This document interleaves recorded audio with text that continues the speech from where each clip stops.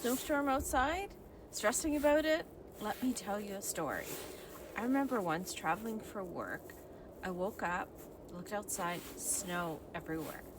I had a rental car, I was in a new city, totally perfect recipe for stress. Not sure where I was going either.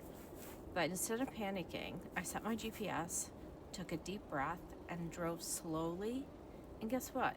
I made it just fine. These days, I find so many people stressing over the snow. But think about it.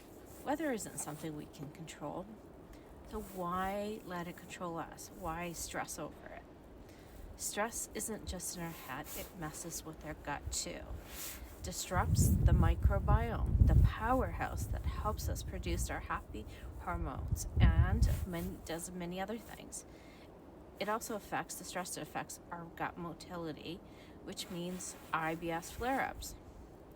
So next time you're faced with stress, whether it's snow or something else, embrace it.